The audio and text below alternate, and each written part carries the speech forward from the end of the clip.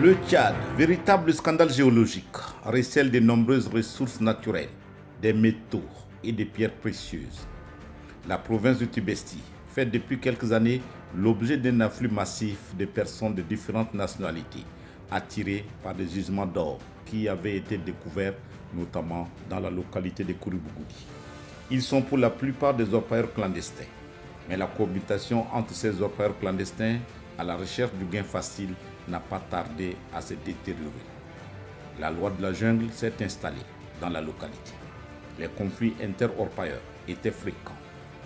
En 2022, ces conflits ont occasionné des centaines de morts dont le président de transition, président de la République, chef de l'État, général Mohamed Idriss Déby Itno, ne pouvant assister impassible à ce drame qui se passe sur une partie du territoire national, s'était rendu à Kouribougoudi le 3 juin 2022 pour mettre fin aux exactions, faire évacuer plus de 500 000 orpailleurs clandestins, installer des zones d'opération militaire et instruire les ministères compétents pour l'organisation de l'exploitation de l'or pour le bénéfice de la province et du trésor public.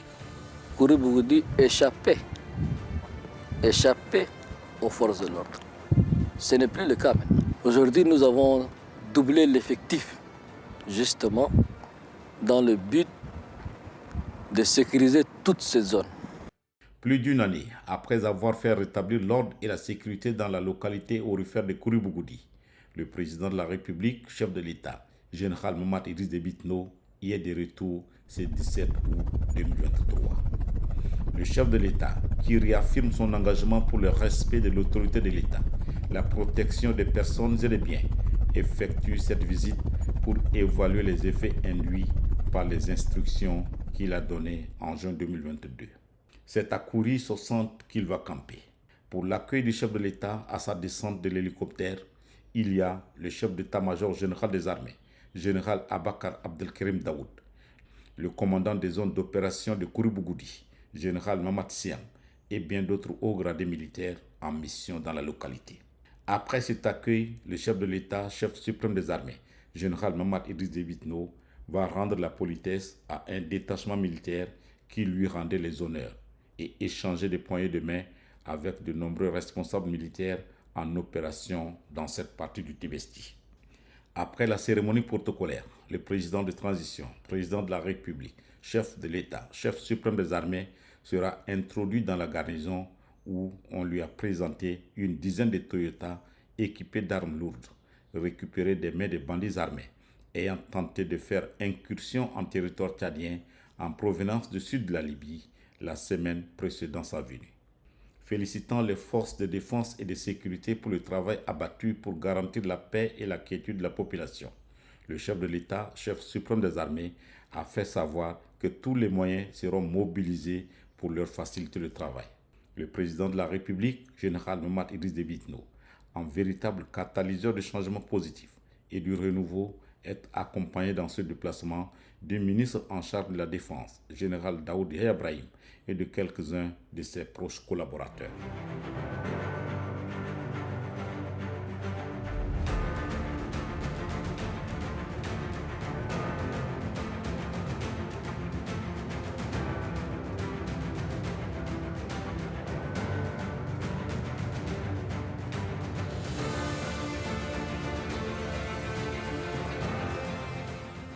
Au cœur du paysage minier, Kouribougoudi émerge telle une pépite. Autrefois en proie au chaos de l'orpaillage clandestin, Kouribougoudi a retrouvé le calme et la sérénité grâce à l'intervention du chef de l'État, général Mohamed Idriss Déby Itno, en juin 2022. Aujourd'hui, elle brille non seulement par les richesses du sol, mais aussi par l'ordre et la quiétude qui y règnent. Des témoins locaux affirment que depuis l'intervention du chef de l'État, la situation s'est nettement améliorée. Les patrouilles régulières des forces de sécurité ont dissuadé les activités criminelles et illégales, permettant ainsi aux exploitants aurifères et autres agents économiques de travailler en toute sécurité et dans le respect de la loi. Sur le plan de sécurité, je crois qu'ici c'est bien. Les gens font bien la sécurité. Le patrimoine, ils font de 24 heures sur 24. Dieu merci, depuis que nous sommes arrivés, les sites se portent bien et le travail marche aussi bien. Les gens sont tous en sécurité.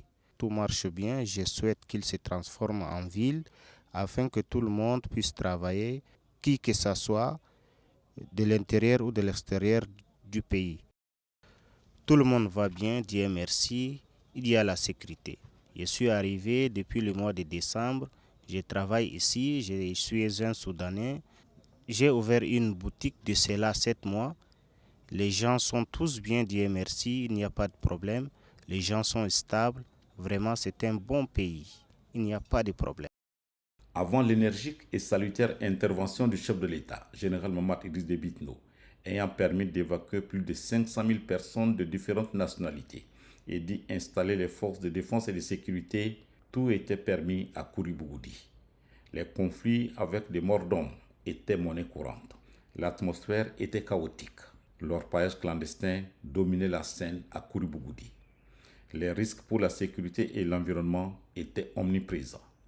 Et l'absence de réglementation laissait place à une exploitation incontrôlée des ressources. Le chef de l'État avait ordonné un déploiement massif de forces de sécurité pour rétablir l'ordre et mettre un terme aux activités illégales qui plongeaient Kouri 35 dans le chaos. Kouri-Bougoudi n'échappe plus au contrôle de l'État. Toute la localité est bel et bien sous la pleine et entière autorité de l'État et de ses services. Des zones d'opération militaires y sont installées pour assurer l'ordre et la sécurité. Désormais, la Société nationale d'exploitation minière et de contrôle, SONEMIC, a installé une antenne dans la zone, conformément aux instructions du chef de l'État pour réorganiser l'exploitation de l'or et permettre à l'État d'entrer dans ses droits. Kouri-Bougoudi se métamorphose avec des changements tangibles sur le plan physique et en matière d'exploitation de l'or.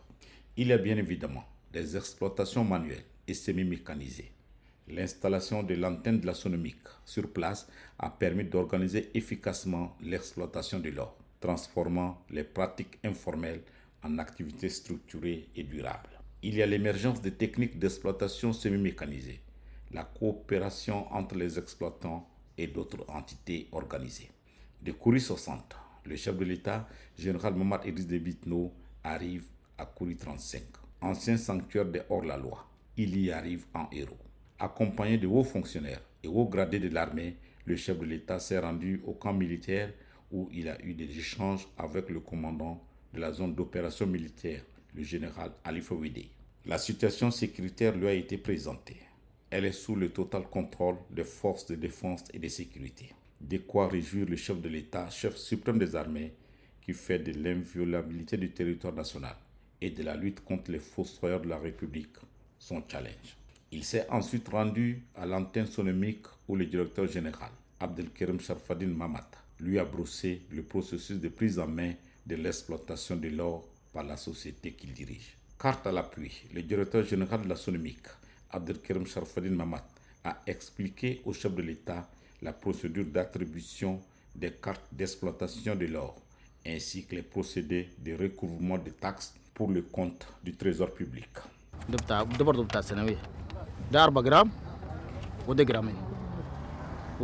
Ceci est un badge. Ceci est un récit normal du trésor délivré par la SONAMIC et c'est annuel. Ça c'est pour 4 grammes et 2 grammes. Il y a une autre carte mensuelle qui montre le nombre de travailleurs. En cas d'accident, la carte montre l'identité du travailleur. Il travaille avec qui et dans quelle entreprise. Maintenant, tout est organisé. Il n'y a pas de problème. Les gens sont connus, les sites aussi sont connus, le nombre des entreprises, le nombre de véhicules, les boutiques, les pharmacies aussi sont bien connus. Ce déplacement du chef de l'État à Kouri 35 témoigne de son engagement continu en faveur de la sécurité, du développement économique et du bien-être des populations locales. Le président de la République, chef de l'État, est visiblement satisfait quant à l'importance de maintenir cette dynamique positive. Les progrès accomplis sont palpables et suscitent l'espoir d'un avenir meilleur pour les exploitants et les populations. Les installations minières sont en voie de modernisation. Les conditions de travail ont été améliorées et les investissements ont commencé à affluer dans la zone. La Sonamic aujourd'hui il est présent dans le Kouri 35 où le Kouri 35 est considéré comme site pilote sur laquelle la Sonamic a désigné des agents où il a installé une antenne. La base B a été construite. Il y a la brigade minière qui est une force spéciale. C'est un bras armé, on peut dire aussi brigade opérationnelle pour assurer la sécurité, contrôler les activités minières, orienter et canaliser les recettes vers les caisses de l'État. L'antenne, c'est le responsable provincial qui est chargé de représenter la direction générale. Il coordonne toutes les activités de la Sonamic. La population est sensibilisée.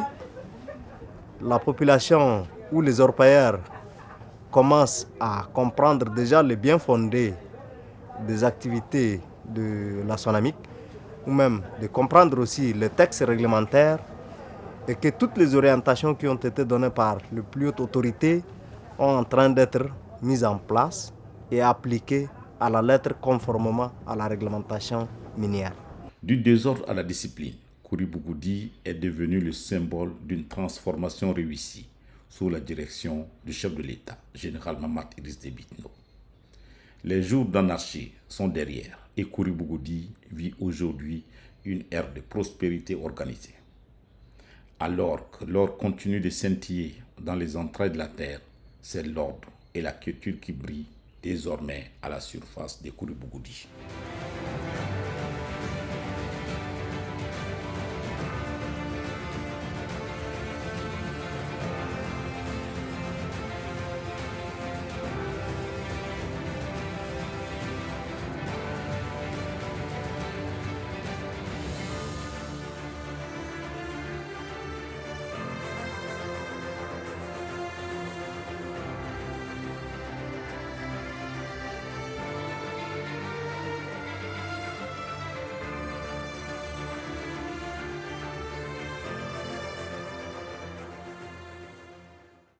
Le séjour du chef de l'État, général Mamat Idriss Déby Itno à Kouri Bougoudi, est l'objet de satisfaction et d'allégresse pour la population, au regard de son implication personnelle pour faire régner l'ordre et la quiétude dans la localité. Ils sont nombreux, les organisations et regroupements de personnes physiques et morales qui manifestent leur désir ardent de pouvoir rencontrer le chef de l'État pour lui exprimer de vive voix leur reconnaissance et gratitude. La coopérative pour la promotion des intérêts des orpailleurs, la prévention et la résolution de conflits, venue de Kouri 35, a pu accéder à la tente où campait le chef de l'État à Kouri 60. Le bureau exécutif de la coopérative a exprimé sans détour au chef de l'État tous les biens qu'il pensait de lui. Les conditions de l'orpaillage sont réunies depuis son déplacement historique à Kouri Bougoudi en juin 2022. Ce fut l'occasion pour le bureau exécutif de la coopérative des orpailleurs de présenter au chef de l'État le dividende de la paix et de la quiétude qu'il a fait régner dans la zone.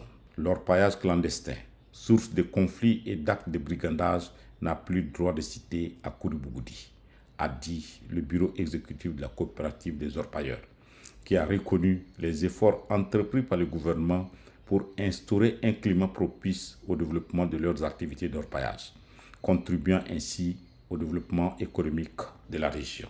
La coopérative a également saisi l'occasion pour réaffirmer son engagement pour la protection de ses intérêts et a souligné sa détermination à préserver la paix et à jouer un rôle actif dans la prévention et la résolution de tout potentiel conflit qui pourrait surgir dans la zone. Dieu merci, il y a vraiment un changement. Avant, il y avait le problème de l'insécurité. Mais maintenant, la sécurité s'est bien installée. On travaille ensemble en collaboration avec les forces de défense et de sécurité. Merci beaucoup aux forces de défense et de sécurité. Merci beaucoup au président de la République, général Mamat Idriss Déby Itno. Il y a un grand changement par rapport aux années précédentes. Cette démarche, qui témoigne de la maturité et de la responsabilité de la coopérative, envers la communauté et la nation tout entière a réjoui le chef de l'État qui a pour sa part salué le dynamisme et l'engagement de la coopérative des orpailleurs de Kouribougoudi. Le président de la République, général Mohamed Idriss Déby Itno, a réaffirmé l'importance du secteur minier pour l'économie nationale et a promis un soutien continu du gouvernement dans le développement, la modernisation et l'industrialisation de la filière or.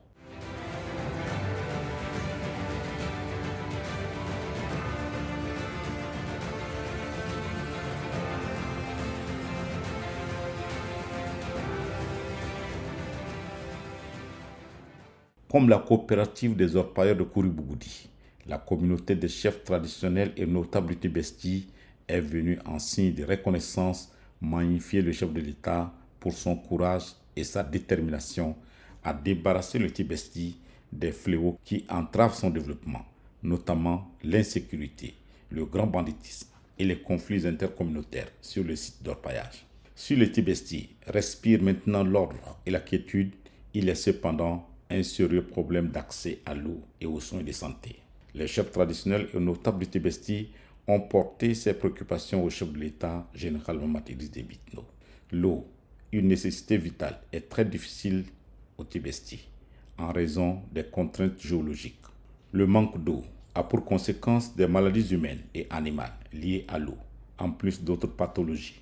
Or, il y a un manque cruel d'infrastructures sanitaires. Ce tableau sombre, brossé par la communauté des chefs traditionnels, a ému le chef de l'État qui dit en être conscient et que le gouvernement est à pied d'œuvre pour trouver des solutions.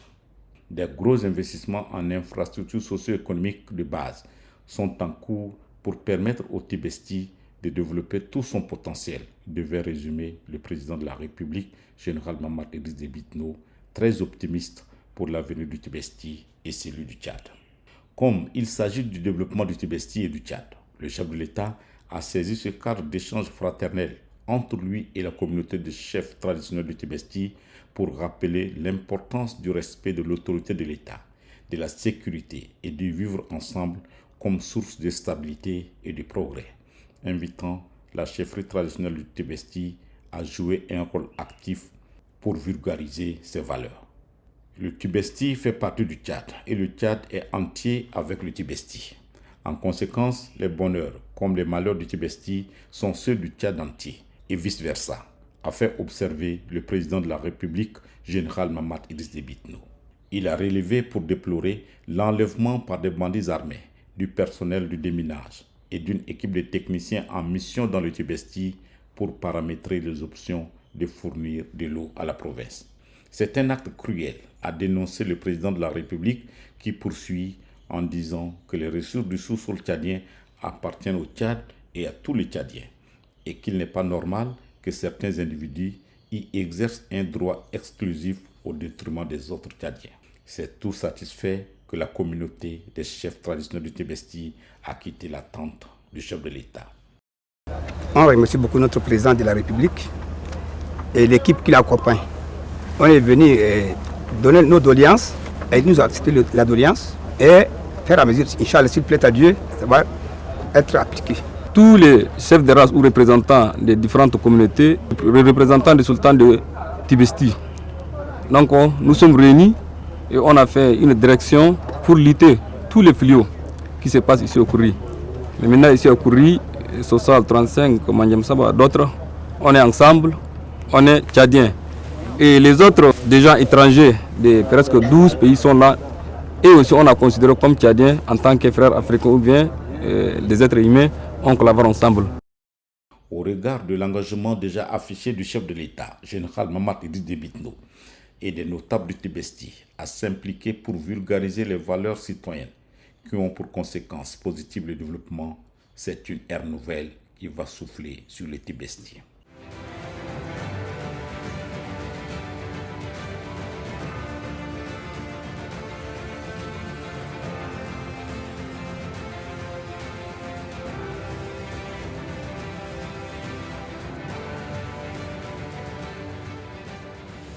De Kouribougoudi, où il séjournait depuis le 17 août pour superviser personnellement les opérations de sécurisation des frontières nationales, le président de transition, président de la République, chef de l'État, général Mamad Idriss Déby Itno a enchaîné avec la tournée nationale entreprise depuis le mois de mai dans les différentes provinces du pays.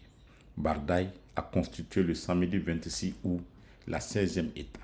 À l'aérodrome de la ville, toutes les composantes de la société étaient sorties pour lui souhaiter la bienvenue. À l'atterrissage de l'hélicoptère transportant le chef de l'État se trouvait le gouverneur de Tibesti, le général Mamad Toshi Sidi, le commandant de la zone de défense numéro 6, général Brahim Bokor, et le maire de la ville de Bardaï, Ali Sougui Hassan, pour le protocolaire d'accueil.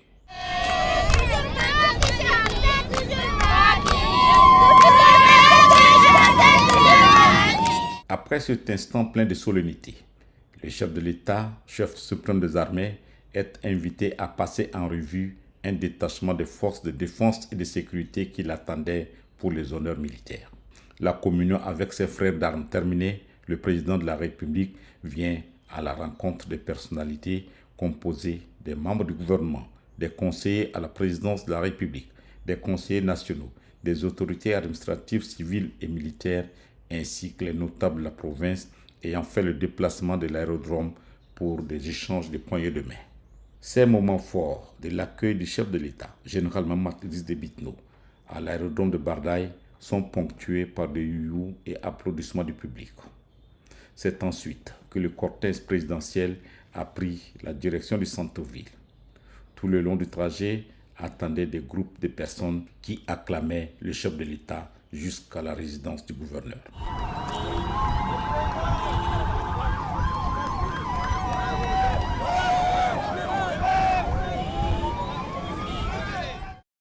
Le président de transition, président de la République, chef de l'État, qui veut élever le Tchad au rang de pays prospère, a choisi pour méthode de gouvernance l'inclusion et la concertation permanente et sans filtre avec ses concitoyens.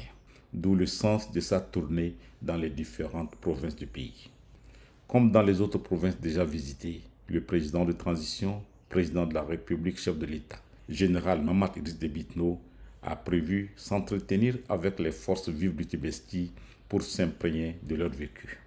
À Bardaï, le chef de l'État, général Mamad Idriss Déby Itno, a convié les forces vives pour des échanges sur les enjeux socio-économiques ainsi que les valeurs citoyennes à adopter par chaque citoyen pour impulser le développement socio-économique. Le gouverneur du Tibesti, général Mamad Toshi Sidi, à qui les forces vives ont confié les charges d'exprimer au chef de l'État leurs préoccupations, a d'abord exprimé la gratitude de la population avant d'égrener un chapelet de doléances qui se résume en manque d'infrastructures socio-économiques pour permettre au Tibesti de développer son potentiel. La population de Bardaï en particulier et celle de l'ensemble de la province se dit satisfait de votre visite et vous remercie par ma voix. Elle se dit déterminée à vous soutenir et demande aussi votre soutien pour booster le développement de la province. En réponse à ces préoccupations, le président de transition a annoncé un ambitieux programme de développement comprenant la construction de nombreuses infrastructures qui transformeront le visage du Tibesti. Le développement de la province passe par le développement de son réseau routier.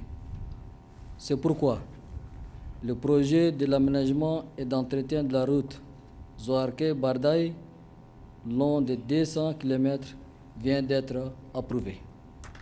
De même, les chantiers des infrastructures scolaires, socio-sanitaires et administratifs en arrêt seront relancés après un audit qui détermina les manquements qui ont conduit à l'arrêt des travaux. L'offre de services de santé constitue un défi exaltant à relever par le gouvernement.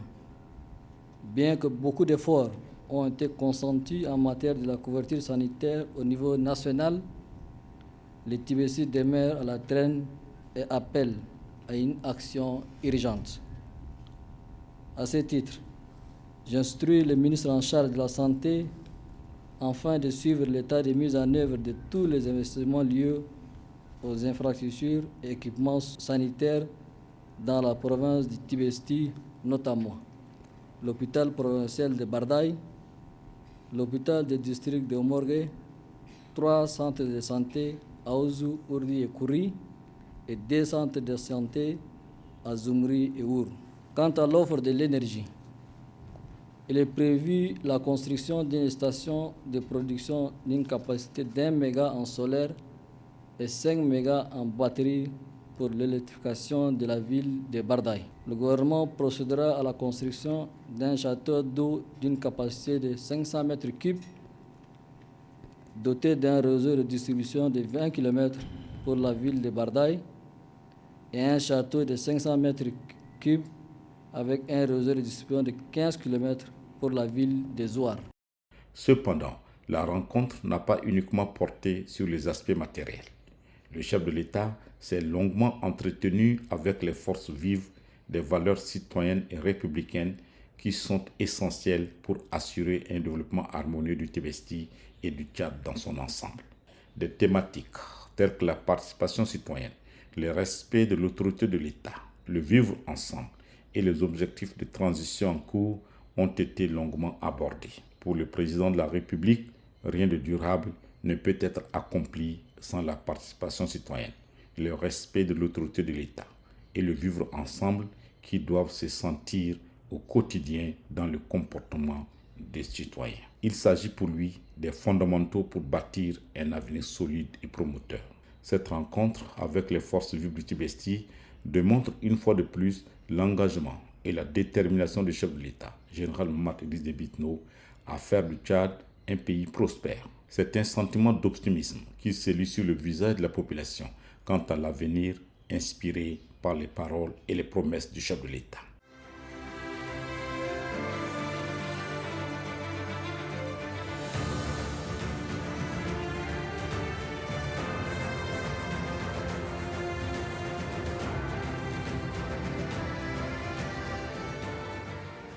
Après le Tibesti, direction le Borkou. La ville de Faya brille de tous ses éclats, égourie d'un monde multicolore, dans la perspective de l'arrivée du président de transition, président de la République, chef de l'État, général Mohamed Idriss Déby Itno. La ville a étalé toutes les preuves de son hospitalité légendaire pour l'accueil du chef de l'État. Sur les banderoles et pancartes, l'on peut lire tous les ressentis de la population quant à cette visite. Malgré un soleil de plomb, les autorités administratives, civiles et militaires, les chefs traditionnels, les responsables des partis politiques et associations de la société civile ont pris d'assaut l'aérodrome de Faya pour communier avec le chef de l'État, général Mohamed Idriss Déby Itno. Le gouverneur de Borkou, général Ali Maïdé Kébir, le commandant de la zone de défense et de sécurité numéro 7, général Djouma Bostege, et le maire de Faya, Hassan Idriss Kachara, se sont fait le devoir d'accueillir le chef de l'État à sa descente de l'avion. Après cet accueil protocolaire au bas de la passerelle, place aux honneurs militaires. Le chef de l'État, visiblement ravi de la mobilisation populaire pour son arrivée, a tenu à échanger quelques amabilités avec les différents corps constitués.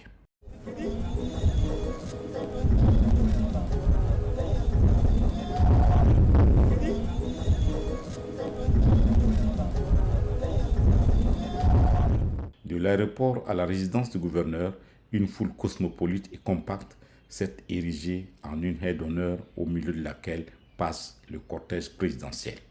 La communion est parfaite entre le chef de l'État et la foule. Faya, 17e étape de la tournée nationale du chef de l'État, marquera l'histoire du développement socio-économique du Borkou. Comme dans les autres provinces, le chef de l'État rencontrera les forces vives de la province pour discuter du présent et de l'avenir du Borkou.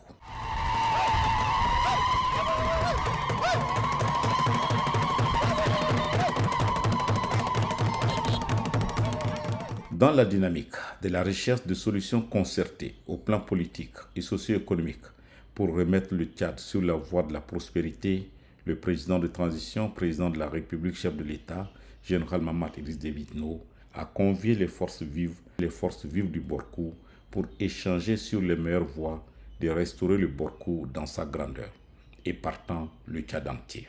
La rencontre a été introduite par le gouverneur de la province, général Ali Maïdé Kébir, qui a d'abord remercié le chef de l'État pour sa visite, qui selon lui va consacrer un nouveau départ pour le Borkou avant de lui présenter les doléances de la population dont il est porteur.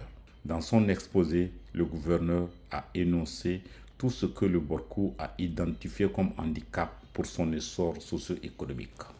La création et la construction d'un institut supérieur de formation professionnelle, la construction d'un lycée scientifique à Faya-Largeau, la construction du collège dans chaque département, la construction des écoles primaires en nombre suffisant et dans la province et leur dotation en personnel enseignant qualifié et en cantine scolaire suspendue dans le Borkou depuis plusieurs années pour des raisons non avouées.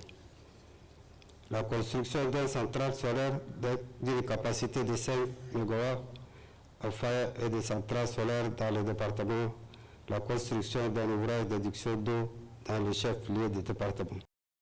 Toutes les préoccupations exprimées par les forces vives du Borkou et relatives aux infrastructures socio-économiques de base sont déjà prises en compte par le chef de l'État et bien plus. J'engage le gouvernement à doubler ses efforts et à travailler d'arrache-pied afin que Borkou puisse connaître son véritable essor socio-économique. Le gouvernement doit accélérer l'achèvement de projets en cours de réalisation dans la ville de Faya, notamment les voiries urbaines de la ville, le marché moderne, l'hôtel de tourisme, le centre culturel comprenant une section multimédia pour les jeunes, le lycée moderne, l'Institut universitaire des mines et de l'industrie, l'agence bancaire, les logements sociaux, l'aménagement et l'entretien de la route Faya-Miski. À ces projets s'ajoute la construction des hôpitaux et des écoles dans les divers départements de la province. Le développement de la ville historique de Faya ne se fera pas sans énergie. C'est pourquoi il est prévu la construction d'une centrale solaire 5 MW pour satisfaire les besoins de la ville en matière de l'énergie. Dans le cadre d'amélioration des services de santé dans la province, le ministre en charge a été instruit pour suivre l'exécution de plusieurs projets de construction et d'équipement dont je cite l'hôpital provincial à Faya dont les travaux de construction et d'équipement sont en cours, l'hôpital de district à Kuba-Olanga dont le marché a été approuvé, 5 centres de santé respectivement à Faya, Dor, Amoul, Kurdimi et Kuba-Olanga. En plus des investissements socio-économiques, le chef de l'État a aussi revisité le passé du Borkou et parlé de la transition en cours, qui doit finir en beauté avec des élections générales pour le retour à l'ordre constitutionnel. À ce niveau, le président de la République a beaucoup insisté sur le devoir de chaque citoyen. Le président de transition, qui voit un avenir heureux pour le Borkou et le Tchad dans son ensemble, a plaidé pour la culture de la paix, le vivre ensemble et l'unité citoyenne pour relever les défis.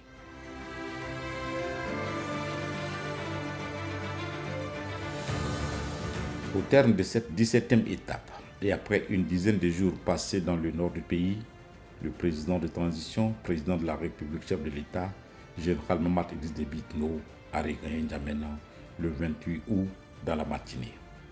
Il a été accueilli à son arrivée à l'aéroport international Hassan Diamouz par le Premier ministre de transition Saleh Kebzabo, quelques membres du gouvernement, quelques-uns de ses proches collaborateurs, Madame le maire de la ville de N'Djamena et la population qui s'est fortement mobilisée pour souhaiter un bon retour au chef suprême des armées.